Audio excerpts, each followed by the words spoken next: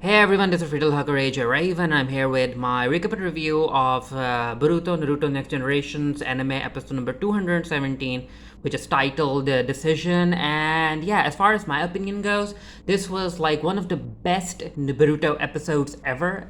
It had very impressively choreographed action sequences. It has some very good emotional moments. It had character development, and I really liked the entire thing. And it also helped that the anime team did an impressive job animating everything.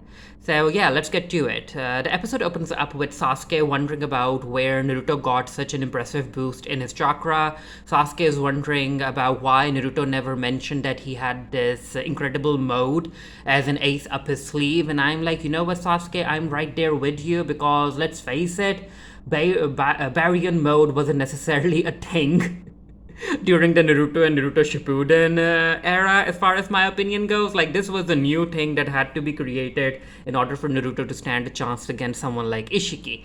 Anyway, as Sasuke is looking at Naruto, who's standing in front of Isshiki, we see that Naruto has Boruto in one of his chakra tails and he's trying to heal Boruto. And I'm like, okay, I can tell that, yeah, I can understand why Naruto would want to give some of his chakra to in order to heal his own son. But then again, wasn't the Baryon mode's entire concept that it's supposed to shave off chakra from anyone that comes in contact with it? So I'm like, okay, so are you telling me that even though Baryon mode shaves off chakra from an opponent or another thing, it can also heal if Naruto wants his chakra to heal? I was a bit confused about that. But anyway, Naruto and Isshiki are fighting, and as they're fighting, Naruto is still able to send Boruto, who's still inside the chakra tail, towards Sasuke for Sasuke to take care of Boruto. And yeah, the fight ensues. It's a taijutsu fight, which, again, come on. Even though we have some amazing jutsu fights in Naruto, some of the best fights do feature taijutsu, and I really liked how we got to see taijutsu again in this episode, where Isshiki is trying to land a hit on Naruto, and Naruto is able to easily dodge every of Ishiki's attacks, and even Isshiki is surprised about how the heck did Naruto get so good. Where did he get a chakra boost like that from? And as Ishiki and Naruto are fighting, this is where we get to learn more about the Baryon mode from Kurama. And Kurama is like, you know what, basically, in simple terms, you can think of the Baryon mode as a mode which creates raw energy. And because it gives you an immense chakra boost, apparently, both of your and my chakra is being consumed to create the Baryon mode. And the Baryon mode will continue to function until either one of us runs out of chakra.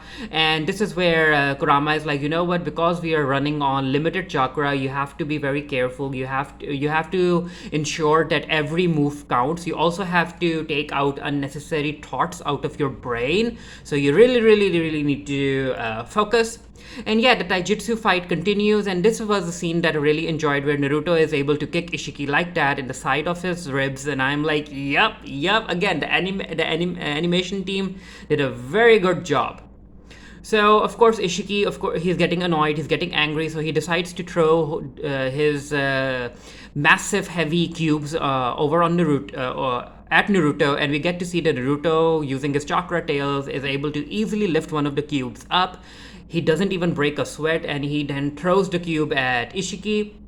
And while Ishiki is in the air, yeah, these two continue fighting. And again, another favorite scene from the fight choreography, where Ishiki is trying to go directly in at Naruto, and Naruto is able to stop Ishiki using the chakra tails. And while Ishiki is in place, Naruto just ends up punching Ishiki in the face. And I'm like, okay, I get I get why Naruto did this, and as I said, I enjoyed the fight choreography, but I'm also like, why isn't Ishiki like shrinking in size or something? Why is that not happening? But it is what it is. So yeah, Ishiki then goes in with his chakra rods, and yeah, Naruto is able to easily get hold of the chakra rods and throw them on the ground. And Sasuke is again very surprised, because Sasuke is like, even with my Sharingan, keeping up with the chakra rods is very difficult, and Naruto is able to do this quite easily. And then yeah, Naruto again ends up hitting Ishiki, and he looks at Ishiki with a very very determined face, and Naruto's like, "Come on, girl, get up. We still need to fight Otsutsuki. Like this is a moment where I'll show you what true resolve is." And yeah, this was a very very cool scene. It kind of reminded me of the Matrix scene, and yeah, also there's a difference between Ishiki and Naruto. Ishiki is trying to fight in order to live because he wants to implant a karma mark on Kawaki, while Naruto is ready to die in this battle, and that's why he's able to give everything he's got. So Ishiki again goes in with a rain of chakra rods, and Naruto is able to dodge those chakra rods. Then he picks up one of the chakra rods and is able to hit the rest of the chakra rods with that one. Again, a very cool scene. And yeah, this was again so many cool scenes. Now this scene reminded me of the Taken games, where if you're able to get your opponent into mid-air and then you unleash a combo while they're in mid-air, like that's what this moment reminded me of, where Naruto is able to land a whole lot of punches on Ishiki. And then we got a very pretty scene where Naruto comes in with a Rasengan. Ishiki tries to block it with his fire jutsu or his energy blasts. Yeah, it's energy blasts from what I can remember. And yeah, but Naruto is able to easily go in with a Rasengan. There's this beautiful explosion. Again, kudos to the animation team. Ishiki is down, and as Naruto is making his way towards Ishiki, this is where the Baryon mode ends up really taking a toll on Naruto, because as he's walking towards Ishiki, he's also walking very slow towards Ishiki, because again, he needs to be very, very careful about his movements. So as he's walking, this is where, yeah, Naruto's body is starting to give way.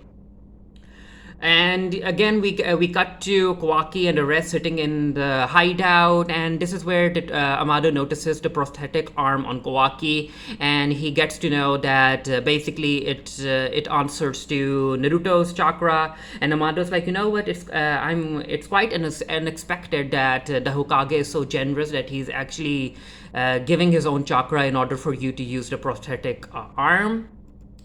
And yeah, this is where Ishiki notices that something is wrong with Naruto, and he figures out that, yup, the Baryon mode that Naruto is using, that's actually something that's taking away his own life. This was a last resort option, and Ishiki is actually quite glad that Naruto is dying as well. And Ishiki is like, you know what? With you dying on your own, I just have to hold on a bit longer and just kill you. So Ishiki gets up, and he's walking towards Naruto, but he starts coughing out blood. And yeah, Ishiki's surprised. He's like, wait, I'm coughing out blood? How the heck did that happen? How is that even possible? And this is where we get an explanation about how during the Baryon mode, as Naruto is fighting Ishiki, Naruto's Baryon mode chakra is also shaving off chakra from Ishiki, because chakra is connected. And again, I was like, okay, so Naruto's chakra is shaving off Ishiki's life force, but how was it also able to heal Boruto? But yeah, it is what it is, again, as I said. So these two continue fighting, and Ishiki is not doing well. He continues to get punched by Naruto, and even Ishiki is like, you know what?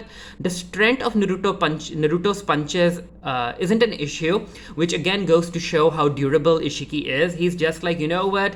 He's just taking away my life force, because apparently Ishiki still had like 20 hours to live, but now he's like down to 20 minutes or something, and he doesn't like that. Yeah, Naruto is up on top of Ishiki, and he starts punching Ishiki directly on the face.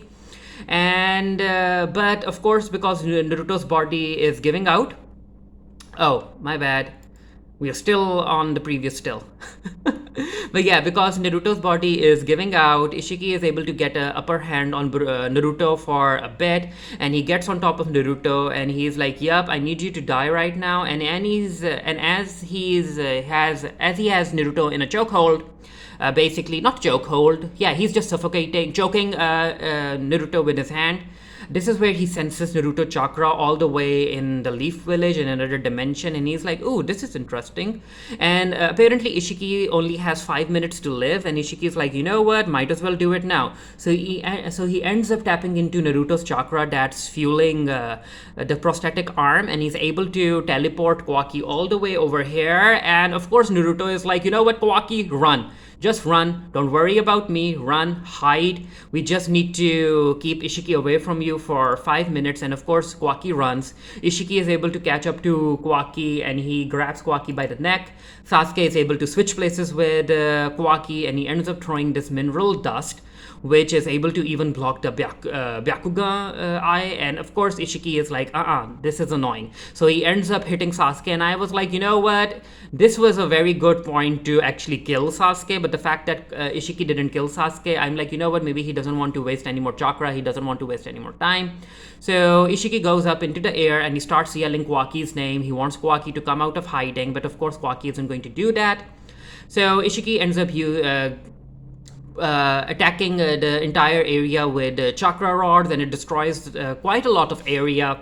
And still Kwaki doesn't come out. He's still hiding, and Isshiki is like, you know what, I have to do this. So Isshiki goes back to Naruto and he ends up pressing onto Naruto's chest, and he actually yells at Kwaki, if you don't come out in 20 seconds, I'm going to break Naruto's ribs, and is that what you want?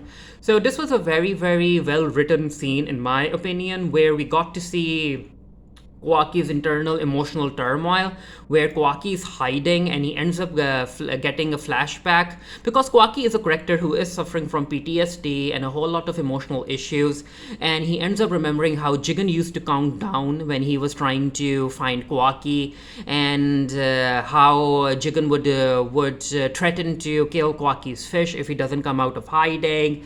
And yeah, it was a very, very emotionally heavy scene. So with the fact that Isshiki is counting down from 20, it's bringing all of these bad memories back for Kwaki while he was a kid and he used to hide from Jigen. But he couldn't, because Jigen was always like, you know what, Kwaki, it's your fault that your fish died. There's nothing in this world that can fulfill the hole in your heart. You're all alone. You have nothing. You're worthless and all of that stuff. So again, PTSD, he ends up remembering Jigen in front of him, and he's having trouble breathing. But this is also where Kwaki remembers how warm Naruto was, and Naruto ended up being caring towards Kwaki, and he made Kwaki feel loved. And Naruto was like, Kwaki, you're safe now. As long as you're with me, you're safe. So that gives Kwaki a bit of strength in order to stand up to Isshiki. So as Isshiki is counting down, he's like, 3, 2, 1, and this is where it's the Kwaki is running out of time, and this is also where Kwaki ends up remembering his conversation with Kurama way back, where, because Kwaki understood more about Naruto's background, his childhood, and because Naruto was a person who wasn't loved basically in the village, but he still ended up growing up into an adult who wanted to take care of everyone. And Kwaki is like, will someday I'll end up being like Naruto? And yeah, Kurama is like, that could be a possibility. And then we get a flashback where Kwaki asks Naruto to tell him to teach him ninjutsu, and basically Kwaki ended up being Naruto's student. And yeah, as Isshiki is counting down, this is where Kwaki decides to come back out, and he's like, Isshiki, I'm here. And the episode ends, and yeah, I will be doing a written review of this for the Geek Kitty. The link to that will be down in the comment section below. Again, as I said, a very, very enjoyable episode. I really liked the action scenes, the emotional moments with Kwaki. Let me know what you guys thought down in the comment section below. And again, as usual, the anime did a better job than the manga, where with all of the scenes and even giving us extra scenes focusing on Kwaki. So yeah, let me know what you thought, and until next time, stay happy, stay safe, stay blessed. See you guys later. Bye.